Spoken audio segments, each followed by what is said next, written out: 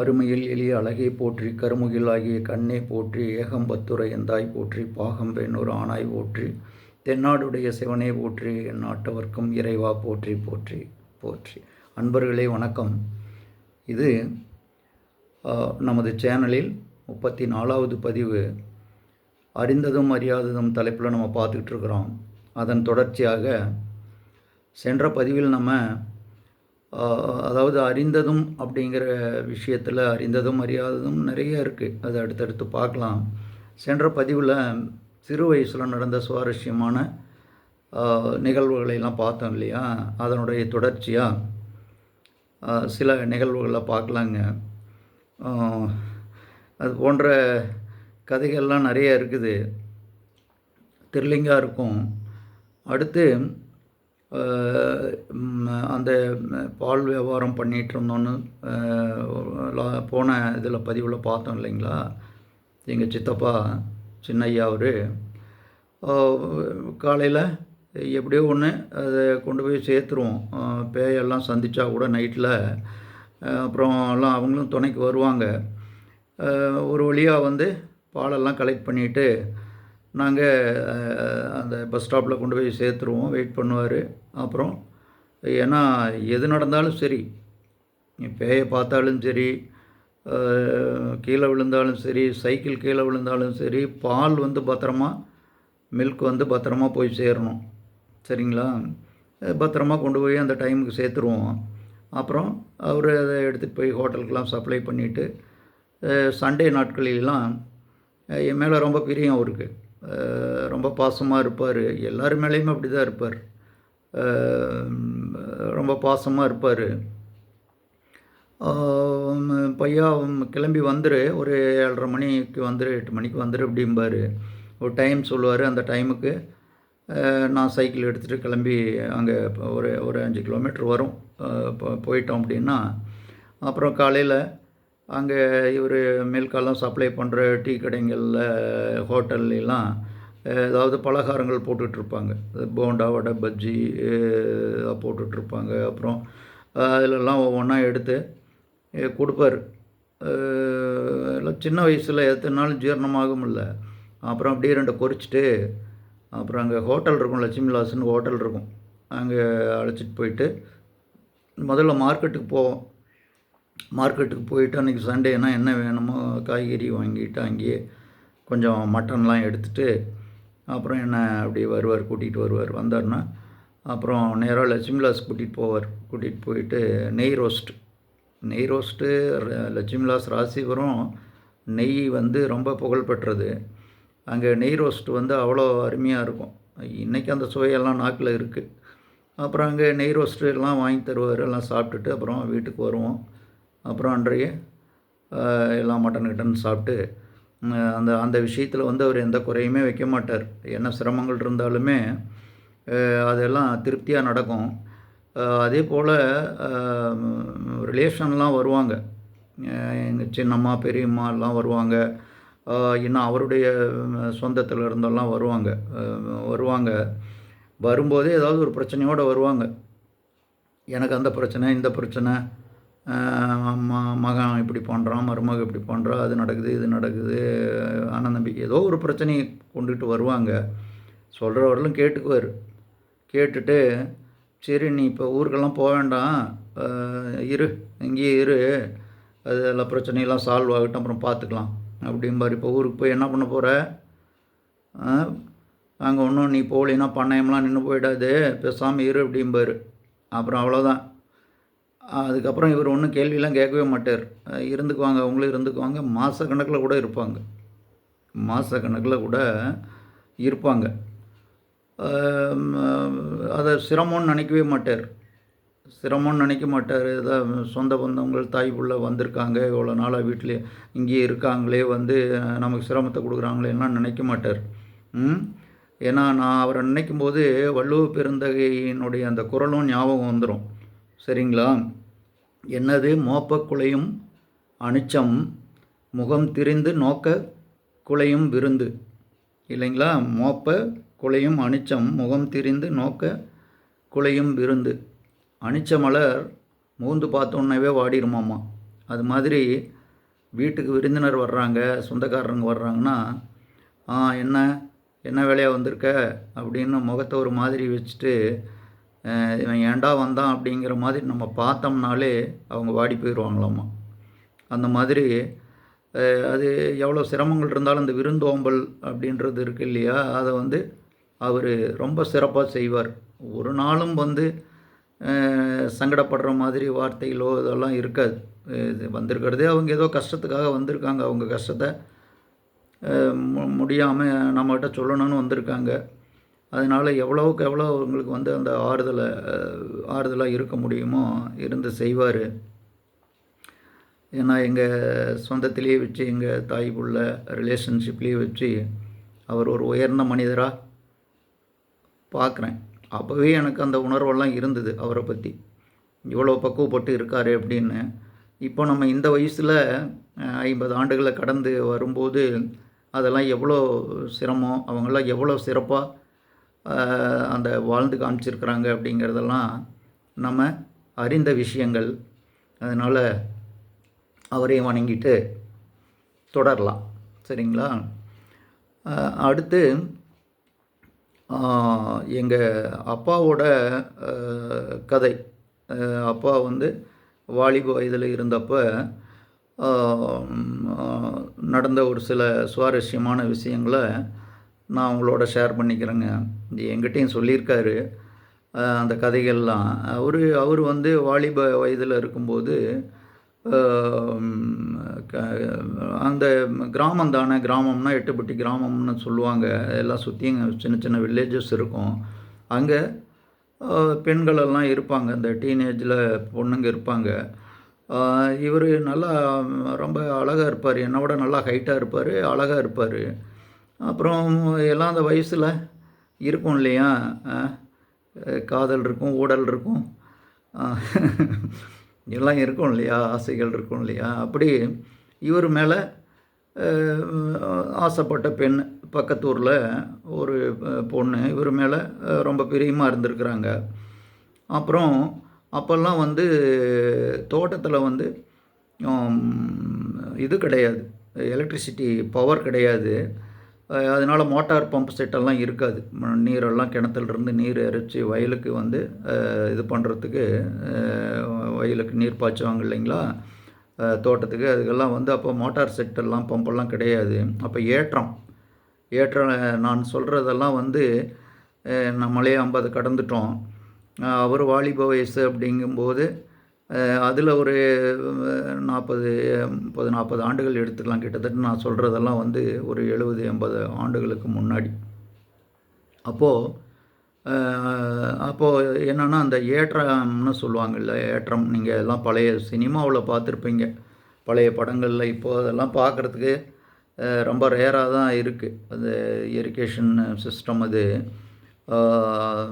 இப்போல்லாம் எல்லாம் வேறு மாதிரி, எல்லாம் காலத்துக்கு தகுந்த மாதிரி மாறிடுச்சு. இருக்கலாம், எங்கேயோ ஒரு இடங்களில் இருக்கலாம், பவரே இல்லாத இடங்கள்லாம் கூட இருக்கலாம். அப்போ எல்லாமே அதை தான் இருக்கும். அந்த கிணறு இருக்கும், கேணியில் நீரை எடுத்து வயலுக்கு இது பண்ணுவாங்க. அதை வந்து எப்போன்னா விடிய காலையில் தான் வந்து அதை ஏற்றம் இறைக்கிறது செய்வாங்க. பரின்னு சொல்லுவாங்க, அது கட்டியிருக்கும், தோலில் செஞ்சுருப்பாங்க, அந்த மாட்டுத்தோலில் அந்த மாதிரி அதை பெருசாக செஞ்சுருப்பாங்க. அதுக்குள்ளே கேன், இப்போல்லாம் வாட்டர் கேன் இருக்குது, அது மாதிரி அதில் பெரிய ஒரு 100 லிட்டரு 200 லிட்டர்லாம் அதில் ஃபுல்லாகும். அதை வந்து 2 மாடு வச்சு ஏர் பூட்டி ஓட்டுவாங்க இல்லையா, ஏரெல்லாம் உழுவுறது நீங்கள் பார்த்துருப்பீங்க. அது மாதிரி 2 மாட்டை வந்து அதில் பூட்டிட்டு, வடம்னு சொல்லுவாங்க, அந்த கயிறே வந்து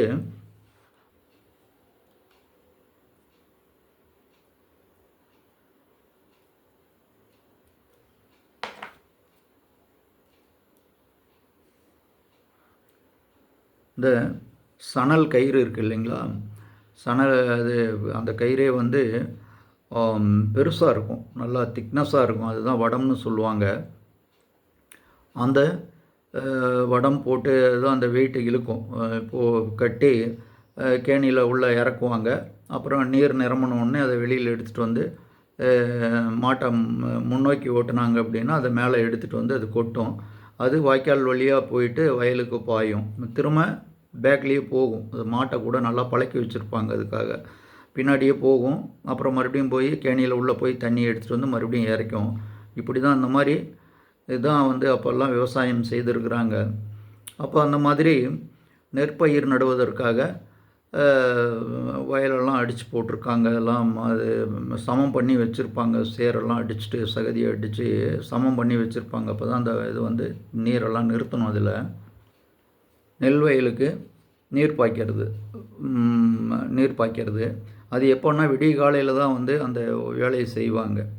சூரிய உதயத்துக்கு முன்னாடி ஒரு 3 மணி 4 மணிங்கும்போது வந்து அதை ஸ்டார்ட் பண்ணுவாங்க.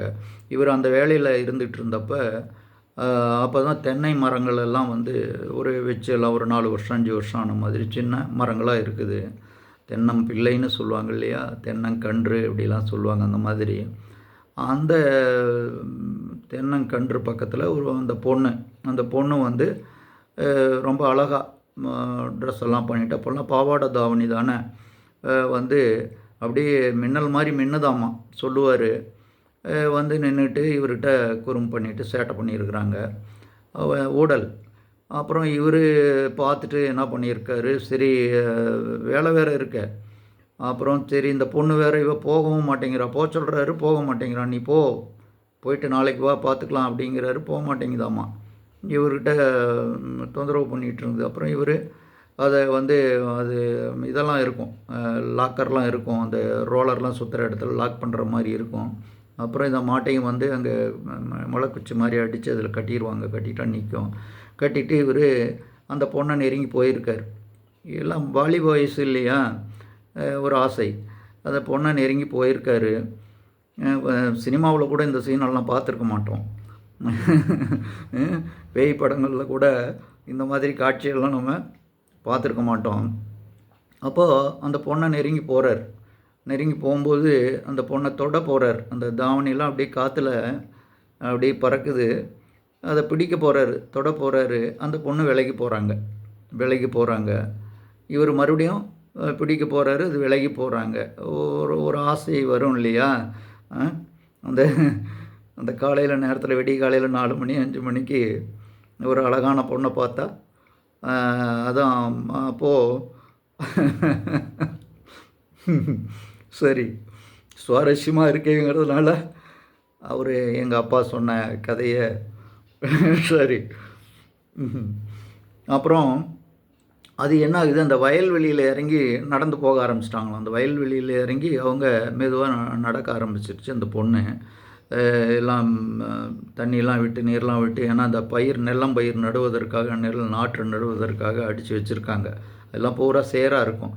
அதில் இறங்கி நடந்து போகுதாம்மா. இவர் என்ன நீ தானே என்னை பார்க்கணுன்னு வந்த, அப்புறம் ஏன் இப்போ விலகி போகிற அப்படின்ட்டு இவரும் இறங்கி நடக்கிறாரு. அதுக்குள்ளேயே அந்த பொண்ணை பின்தொடர்ந்து போகிறாரு. அப்புறம் அந்த வயலை கடந்து அதுக்கப்புறம் பார்த்திங்க அப்படின்னா ஏரிக்கரை மாதிரி ஃபுல்லாக கரை இருக்கும். எங்கள் தோட்டத்தை சுற்றியும் கரைகள் இருக்கும். அதில் நிறைய மரங்கள் இருக்கும். ஏரிக்கரை ஓரத்தில் மரங்கள் இருக்கும். அந்த மரங்கள் இதில் போயிட்டு புதர் மாதிரி இருக்குன்னா அதில் போய் மறைஞ்சிட்றாங்க அந்த பொண்ணு. அப்புறம் இவர் என்னது ஏன் இந்நேரத்துக்கு வந்து எனக்கு ஆசை காட்டிட்டு இப்படி வந்து அங்கேயும் இங்கேயும் ஒளிஞ்சிக்கிட்டு என்னை சிரமப்படுத்துறீ அப்படின்ட்டு இவர் ஒவ்வொரு மரமாக தேடி இருக்கிறார். இங்கே தான் எங்கேயாவது ஒளிஞ்சிக்கிட்டு இருப்பா, ஏதோ விளையாட்டு காட்டுறா அப்படின்னு சொல்லிட்டு ஒவ்வொரு மரமாக தேடி இருக்கிறார். விடிய காலையில் ஆயிடுச்சு, வெடிஞ்சிருச்சு. என்ன ஆகும், அதுக்கப்புறம் பாட்டி வேறு திட்டுவாங்களே. அப்போல்லாம் பண்ணையம்மெல்லாம் பாட்டி தான், பாவாய் அம்மா பாட்டி, அப்பாவோட அம்மா. அப்புறம் வந்துட்டார். சரி நம்ம போய் நீ வயலுக்கு நம்ம வேலையை பார்க்கலாம் அப்படின்னு வந்துட்டார். அப்புறம் அது காலையில் விடிஞ்ச உடனே போயிட்டு அந்த வயலில் நீர் மட்டம்லாம் கரெக்டாக இருக்கான்னு பார்க்குறதுக்காக போகும்போது பார்த்தா இவர் அதுக்குள்ளே இறங்கி நடந்து போன அந்த பாதை மட்டும்தான் இருக்குது. அந்த பாதை அந்த இம்ப்ரெஷிங் தான் இருக்குது. அந்த பொண்ணு நடந்தது வந்து கால் தடமே இல்லை, இவர் நடந்து போனது மட்டும்தான் இருக்குது. அப்புறம் தான் யோசிச்சிருக்காரு, ஆகா நைட்டு ஏதோ வந்து நம்மக்கிட்ட இந்த மாதிரி எல்லாம் வேலையை காட்டியிருக்கு அப்படின்ட்டு. அப்புறம் தோட்டத்துக்கு வேலைக்கு வருவாங்க. தோட்டத்துக்கு வேலைக்கு வருவாங்க. அந்த ஊர்லேருந்து குப்பன்னு ஒருத்தர் வருவார், மாரிமுத்து அப்படின்லாம் வருவாங்க. அப்புறம் அவங்கக்கிட்ட சொல்லியிருக்கார். அவங்களாம் ஒரே வயசு தான், அந்த அந்த ஏஜ் தான், வாலிப வயசு. அவங்கக்கிட்ட சொல்லியிருக்காரு, இந்த மாதிரி நைட்டு வந்தாப்பா இந்த மாதிரி விளையாட்டு காமிச்சிட்டு போயிட்டா அப்படின்னு. அப்புறம் தான் அவங்க சொல்லியிருக்காங்க, இல்லைங்க அந்த பொண்ணு இறந்துட்டாங்க, அந்த பொண்ணு இறந்து காரியம்லாம் கூட செஞ்சுட்டாங்க அப்படின்ற மாதிரி சொல்லியிருக்காங்க. இதெல்லாம் வந்து பேய் இருக்கா அப்படின்ற சந்தேகம்லாம் வரும். ஆனால் அதெல்லாம் அந்த காலத்தில் அனுபவ ரீதியாகவே வந்து அதெல்லாம் சந்திச்சிருக்காங்க. இப்போ இல்லை, இப்போ அதெல்லாம் வந்து இந்த கரண்ட்டெல்லாம் வந்து பவர்லாம் வந்து வெளிச்சங்கள்லாம் வந்ததுக்கப்புறம் அந்த மாதிரி ஒருவேளை அது நம்ம உணர்வாக கூட இருக்கலாம், மன சம்மந்தப்பட்டதாக கூட இருக்கலாம். ஆனால் அதெல்லாம் அவங்க அனுபவபூர்வமாக சொல்லியிருக்கார். அப்போது அது அந்த மாதிரி ஆகா அப்போ தான் தெரிஞ்சிருக்குது இவருக்கு வந்து வந்தது கன்னி பேய் அப்படின்னு. அதாவது திருமணம் ஆகிறதுக்கு முன்னாடி இறந்து போனாங்கன்னா அவங்க வந்து அந்த மாதிரி அந்த ஒரு நிராசையோடு இறந்துடுறாங்க இல்லையா, அவங்க வந்து அந்த கன்னி பேயாக வருவாங்க அப்படிங்கிறது சொல்லியிருக்காங்க. அதே மாதிரி நைட்டில் தூங்கிட்டு இருப்பாராமா, தூக்கத்தில் தூங்கிட்டு இருப்பார். அப்போல்லாம் வந்து தண்ணி தாகம் எடுத்ததுன்னா அந்த ரோட்டாரும்பாங்க, வெண்கல சொம்பு, நம்ம சில்வர் சொம்பு பாத்திரம் மாதிரி வெண்கலத்தில் இருக்க ரோட்டாரும்பாங்க, அதில் வந்து தண்ணி வச்சுருப்பாங்க பக்கத்துலேயே. கட்டல் கீழே, கைத்து கட்டல் தான், கட்டல் கீழே தண்ணி வச்சுருப்பாங்க குடிக்கிறதுக்கு. அந்த மாதிரி வச்சுட்டு தூங்கிட்டு இருப்பாராம்மா. நைட்டில் வந்து மேலே ஏறி உட்காந்துக்கிட்டு அவரை போட்டு அப்படியே அமுத்துவாங்களாம்மா. ஏதோ ஒரு சக்தி அந்த மேலையெல்லாம் போட்டு அமுத்துறது, அந்த மாதிரி தொந்தரவெல்லாம் பண்ணுமாமா இந்த கன்னி பேய்கள். அப்புறம் இவர் சில நேரத்தில் கோவம் வந்து தூங்க கூட விட மாட்டேங்கிறான்னு அந்த ரோட்டார் இருக்கு இல்லையா, தண்ணி வச்சுருக்கிறத எடுத்து அடிப்பாராம்மா, எடுத்து விடுவாராம்மா அந்த மாதிரி. அப்புறம் ஓடிடுமாம்மா. அது அந்த மாதிரிலாம் சொல்லுவாங்க. நான் ரொம்ப சின்ன வயசு ஒரு 4ஆம் கிளாஸ் 5ஆம் கிளாஸ் 6ஆம் கிளாஸ் படிச்சுக்கிட்டு இருந்திருக்கலாம். அப்புறம் இதெல்லாம் பேசிக்குவாங்க எல்லாம். அவரோட அந்த அந்த அந்த ஸ்டேஜில் இருக்கிறவங்களாம் வந்தாங்கன்னா உட்காந்து பெரிய மாமரம் இருக்கும், அந்த மாமரத்தடியில் உட்காந்து பேசிகிட்டு இருக்கும்போது நானும் இதெல்லாம் கேட்டிருக்கேன். இந்த மாதிரி கதைகளெல்லாம் அவ்வளோ சுவாரஸ்யமாக இருக்குது. அந்த காலத்தில் வாழ்ந்துருந்தால் நம்மளும் கன்னி பேய்களெல்லாம் பார்த்துருக்கலாம் அப்படின்னு ஒரு ஆதங்கம் இருக்குது. இந்த மாதிரி நிறைய பேய் கதைகள்லாம் கேட்டிருக்கேன், நிறையா சொல்லுவாங்க. இன்னொரு அண்ணன் வேலு அண்ணன் வருவார், அவரும் அப்படி தான் கதைகள்லாம் சொல்லுவார். அது அடுத்த பதிவில் பார்க்கலாம், ஏன்னா பதிவின் நேரம் அதிகமாகிட்டே இருக்குது. சரிங்களா? அப்போது அந்த மாதிரி சுவாரஸ்யமான விஷயங்களெல்லாம் வந்து அந்த சின்ன வயசில் நம்ம கேட்டு அறிந்தது. நண்பர்களே, அடுத்தடுத்த கதையில் அடுத்த பதிவில் பார்க்கலாம். இதில் என்னுடைய குருநாதர் ஐயா ஒரு பதிவு இருந்தது, சமீபத்தில் பார்த்தேன். அதாவது ஒரு கருத்து, அன்பு என்பது பிறருக்கு கொடுத்து நாமளும் பெறுவது, கிவ் அண்ட் டேக் பாலிசி அப்படின்னு சொல்லுவாங்களே, அது மாதிரி தான் அன்பு என்பது. நம்மளும் கொடுக்கணும், அவங்களும் நமக்கு திருப்பி கொடுக்கணுங்கிறது வந்து அன்பு. சரிங்களா? ஆனால் அதை நம்ம எல்லார்கிட்டையும் எதிர்பார்க்க முடியாது. நாம் அன்பு செலுத்துவோம், அவங்க மேலே அக்கறை எடுத்துக்குவோம், செய்து கொடுப்போம், அவங்களுக்கு என்ன தேவையோ அதெல்லாம் செய்து கொடுப்போம், அந்தந்த காலகட்டத்தில் என்ன வேணுமோ அதெல்லாம் செய்து கொடுப்போம். ஆனால் அவங்க நம்மளை புரிஞ்சிக்காமல் நடந்துக்குவாங்க. அவங்களுடைய செயல்பாடுகள்லாம் நம்ம வந்து வருத்தப்படுற மாதிரி இருக்கும். அப்போது அவங்கக்கிட்ட இருந்து நம்ம எதுவுமே எதிர்பார்க்காம செய்யக்கூடிய அந்த செலுத்தக்கூடிய அன்பு, செய்யக்கூடிய உதவிகள் வந்து கருணை அப்படின்றார். அன்புக்கும் கருணைக்கும் இருக்கிற வித்தியாசம், அன்பு என்பது கிவ் அண்ட் டேக் பாலிசி, கருணை என்பது அவங்ககிட்டேருந்து எந்த ஒரு எதிர்பார்ப்பும் இல்லாமல் அவர்களுக்கு தேவையானவற்றை செய்து கொடுப்பது கருணை. அருள் என்பது இறைவன் வந்து நம்மகிட்ட ஏதாவது எதிர்பார்க்குறாரா? இல்லை. நாம் தான் வந்து எல்லாம் படைக்கிறோம். எல்லாம் அவங்களுக்கு பழங்களும் பொங்கல் வச்சு எல்லாம் பண்ணுறதும், சிறு குறு தெய்வங்களுக்கு கெடா வெட்டி எல்லாம் பலி கொடுத்து எல்லாம் கும்பிட்றதும் கடவுள் கேட்குறாரா? இல்லை. எல்லாம் மனிதனால் உருவாக்கப்பட்டது தான். கடவுள் எதையுமே நம்மகிட்ட எதிர்பார்க்கறதில்ல. நம்மக்கிட்ட தூய்மையான ஆத்மா இருந்தால் போதும். நம்ம எண்ணம், சொல், செயல் அது சரியாக இருந்தால் யாருக்கும் எந்த தீங்கும் செய்யாமல் நம்ம தெளிவாக இருந்தோம்னாவே இறைவன் நம் மீது கருணை செலுத்துவாருங்கிற ஒரு கருத்தை கூறியிருந்தாங்க. அதையும் பதிவு செய்து இந்த பதிவை நிறைவு செய்கிறேன். எல்லோரும் நல்வாழ்வு வாழ ஏக இறைவனை வணங்கி மீண்டும் அடுத்த பதிவில் சந்திக்கும் வரை உங்களிடம் இருந்து நன்றி கூறி விடைபெறுகிறேன். நன்றி.